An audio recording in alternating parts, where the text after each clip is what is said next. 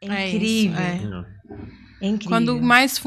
Quanto mais fundo você vai, mais fundo você quer ir, né? Ele é uma fonte inesgotável de conhecimento, de tudo, assim. Sim. E como foi esse tempo que você disse que precisou repousar, né? Como foi pra você? Difícil. Eu chorei muito porque eu já tinha me apegado às crianças, né, naquela época.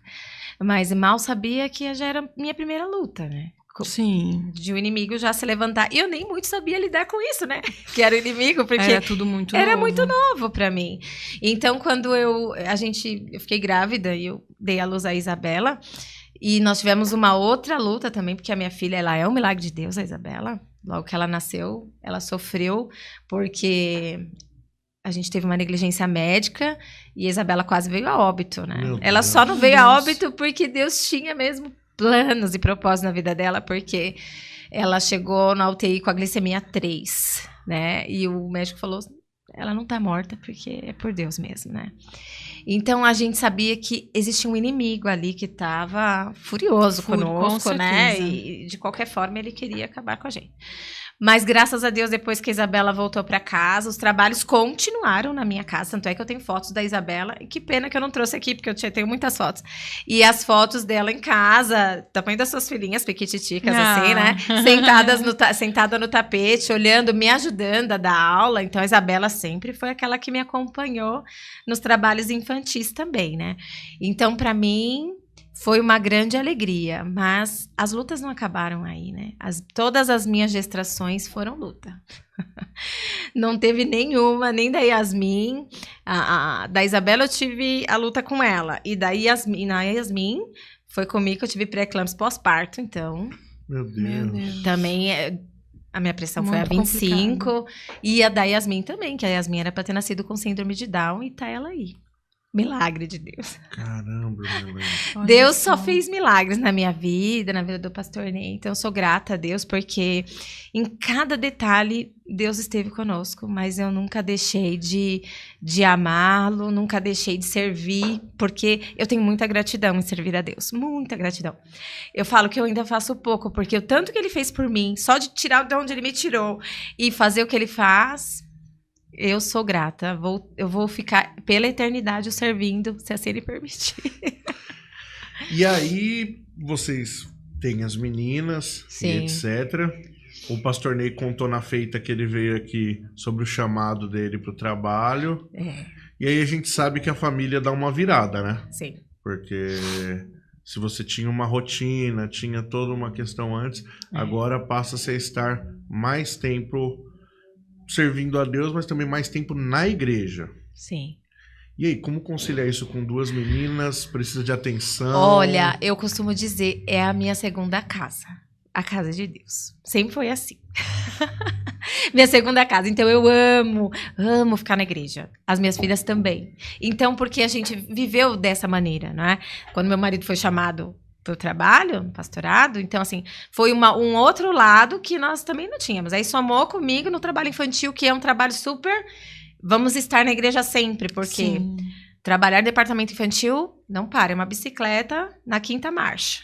Da quinta marcha em diante, ela nunca cai para a quarta, nem para a terceira, nem para a primeira marcha.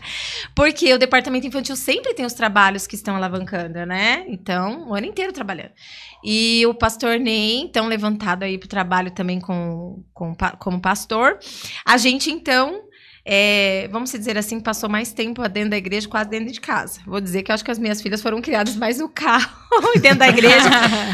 A Yasmin andou dentro da igreja, perdeu dente dentro da igreja. Olha. As minhas filhas todas aprendendo a andar dentro da igreja. Na época GBF, sabe? Que a gente tá aquela semana inteira preparando. Sai da igreja tarde. 2h da manhã, né? Toma banho na casa de uma irmã, fica na casa de outro. Daqui a pouco, onde tá minha filha? Ah, tá na casa da irmã fulana. Ah, tá, traz ela pra cá então, que a gente tá indo embora. Então, tempos assim de... Mas nunca foi pra gente uma coisa ruim, sempre foi uma coisa gostosa, né? Tá na casa de Deus. Então, é uma segunda casa. Tanto é que quando eu faço a Campa Kids com as crianças, eu falo, isso é a coisa mais maravilhosa do mundo, é a gente ficar na casa de Deus, né? E isso que eu ensino para as crianças, amem esse lugar, porque é o melhor lugar que vocês têm para estar.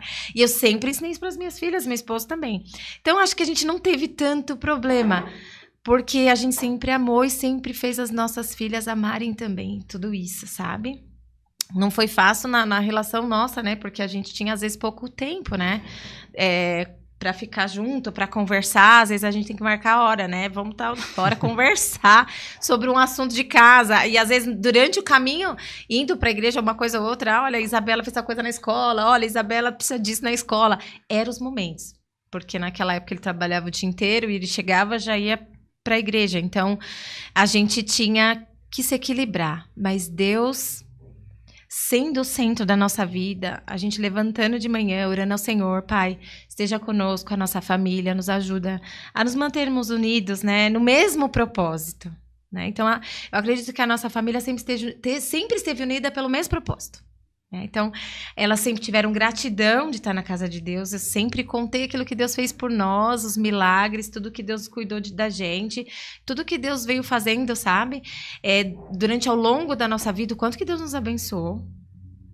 Então, hoje as nossas filhas são gratas a Deus e a gente também, por ter permanecido ali firme e nesse propósito. E o equilíbrio todo, oração e a palavra de Deus, né? Não tem outro equilíbrio só não ser esse. Não tem, irmã. É só Deus mesmo para nos sustentar, dar sabedoria de como lidar com cada situação, né? E a gente pensa que não, irmãos, mas assim, a gente tá na obra, ali é toda a sabedoria de todas as coisas de Deus. Então, às vezes passa alguma coisa na escola, aquilo que você viveu na igreja, aquela palavra que Deus te deu aquele dia, vai te fortalecer naquele momento, né? É aquela palavra que você precisava dar para sua filha, é aquela palavra que você precisava dar para um irmão, para uma irmã. Então, assim, tudo que a gente vive na casa de Deus é gratidão. Gratidão eu tenho por tudo que eu vivi dentro da casa do Pai. E acredito que a unidade minha do meu esposo, como eu disse, estar sempre no mesmo propósito, sabe? Isso faz toda a diferença. Casar com um propósito, viver um propósito, faz toda a diferença para esse equilíbrio, sabe, irmão? Porque a gente sempre esteve unidos desde sempre, porque falamos, ó, é assim que nós vamos trabalhar. Então, a gente ficou como uma equipe. Então, nós vamos ficar assim, né? Então, sempre eu acredito que houve esse equilíbrio, né? Graças a Deus. A gente vê muitas vezes hoje, né, os jovens casando por casar, né? Porque, a gente já tá aqui mesmo. Exato. E aí a gente vê os casamentos se dissolvendo, né?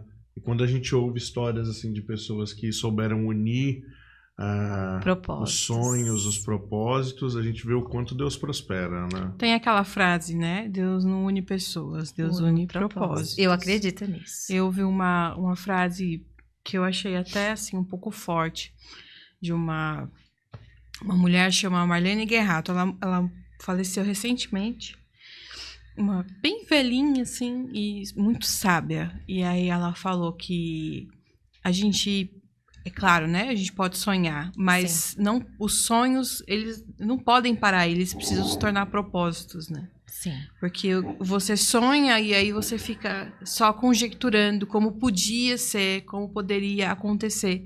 Quando você tem um propósito, você vai em busca daquilo, dele, né? Exato. Então você toma uma atitude, você vai em frente. Sim. Então, acho que é importante a gente saber a diferença. Nós precisamos sonhar, mas nós precisamos ter propósitos. Exatamente. E nenhum lugar melhor para nós termos propósitos do que na casa de Deus, né? Exatamente. E aí eu fico pensando, você falou no começo, né? Dessa cultura dos testemunhos de Jeová, de enraizá-los nessa atmosfera dentro da família. Foi isso que vocês fizeram, né? Sim. As suas filhas estavam indo para a igreja aprender, com certeza. Sim. Mas dentro de casa, elas já estavam sendo instruídas, ensinadas. Então, Sim. eu acho que como educadora e como uma pessoa cristã, eu acho que a gente precisa realmente copiar isso, né? A gente precisa aprender a educar os nossos filhos, a inseri-los, né? Nessa cultura, nessa atmosfera cristã, dentro de casa. A gente não pode só esperar que eles... Que uma irmã Elaine maravilhosa, com uma lozinha, apareça para ensiná-los. Então, na verdade, eu concordo plenamente com o que a irmã falou. Eu acredito, sim, Deus une propósitos. Deus uniu tenho certeza, meu marido, porque Deus tinha um propósito, ele sabia do propósito do coração dele e do meu. Então, é o casal perfeito nesse sentido, para que os meus propósitos sejam estabelecidos, né? Então, a gente dentro de casa, como a irmã falou, a gente é a professora dos nossos filhos, né? Sim. A gente é a pedagoga deles. Então, eu acredito que eu, na verdade, quis viver isso. Ser a professora delas, porque eu sempre fui apaixonada por criança, então eu, na verdade, quando eu me casei, eu falei pro meu marido que eu já logo queria ter filho, porque eu sou apaixonada por criança, né? Então a Isabela, ela foi já querida mesmo antes de ela nascer. Então eu falo pra ela, filha, eu já sabia o seu nome antes mesmo de você nascer, porque você já era querida da mamãe, porque eu já queria. Então eu sempre fui apaixonada por criança. Então quando Deus uniu esse propósito, quando eu vi a minha família ali sendo formada, e os ensinamentos que Deus me deu para poder ensiná-las, né? O ensinamento verdadeiro do evangelho. Então, eu, na verdade, sou grata a Deus pela palavra, grata a Deus por tudo que ele nos deu. Então, a gente tem, na verdade, dentro de casa, o melhor livro dos livros, que é a Bíblia. Com certeza. O melhor livro dos livros. A gente fala, aquela biblinha decorada e a gente vai ficar lendo pra eles toda noite. Exatamente isso. Aquela biblinha decorada As que mesmas você histórias. vai ler, as mesmas histórias, que você vai enraizar suas filhas, que na hora de ir pro culto você vai pegar a mãozinha, que você vai levar. Quantas vezes eu peguei a minha filha Isabela no colo, falei, nós vamos pra igreja. Nossa primeira igreja tinha um espaço de uma garagem, era super pequenininha, né? Ali cabia o quê? 20 pessoas? Acredito. Aí eu pensava assim na minha cabeça, meu Deus, se a minha filha chorar ou fizer alguma coisa, vai atrapalhar o pastor. Pai amado, ele não vai conseguir falar. Eu já fazia o quê com a minha filha dentro de casa? Instruía ela. Isabela, olha, nós vamos pra igreja, você vai levar caneta, papel, vai desenhar, vai ficar quietinha. Então, assim, todas essas instruções, minhas filhas recebiam em casa para chegar na igreja e se comportar. Graças a Deus, não tive nenhum problema. Porque a gente é aquilo, é aquela educadora. Né? Sim. Que está dentro de casa, ensinando nossos filhos para como se comportar, até mesmo que em relação a isso, né? O comportamento dentro da igreja. E a palavra de Deus sempre foi o meu guia. Não tinha outro. Eu lembro como pastor, como eu vim da Testemunha de Jeová, com aquela mania de sentinela, de despertar, e de livro, e de livros, e mais livros, e mais livros. E aí um pastor falou para mim, Elaine, você tem o melhor livro, que é a Bíblia. Ele é o mais completo. Então, assim, esqueça as revistas. Por favor. Eu falava, cadê as revistas pra mim falar? Cadê os livros pra mim ler, né? Porque eu me senti perdida nessa hora, né? E é onde eu me debrucei na Bíblia e falei, é aqui que eu tenho que aprender. Foi aí que eu aprendi a ser esposa, mesmo sem curso de casal. Foi aí que eu aprendi a ser mãe, sem curso de pedagogia, né? Foi a Bíblia que me ensinou, passo a passo, como eu devia tratar, o que eu deveria fazer. Usar muitas vezes o índice, viu, irmão? Porque não tinha Bíblia, o nosso ministério é um ministério simples, então tinha livros. Eu ia lá no índice, pra casal, pra não sei o quê. Uhum. Aí eu pegava e ia ler, e aquilo que era minha sustentação e meu ensinamento firme. Eu falava, é isso que eu tenho que fazer, é isso que nós vamos fazer. Uhum. Então, a Bíblia, ela deve ser a nossa raiz desse propósito, né? Nós temos um propósito, mas o centro ali é Deus e a palavra, né? Eu acho que isso fez muita diferença. Glória a Deus.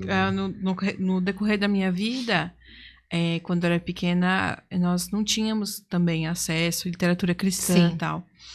E a Assembleia tinha muito essa cultura, né? De se centrar na Bíblia. E eu acho que isso é fundamental.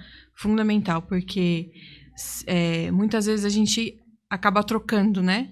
A literatura cristã pela Bíblia. E precisa ser o contrário. Ao contrário. A literatura cristã ela é um complemento, né? Ela vai te ajudar a compreender a Bíblia. Exatamente. Né?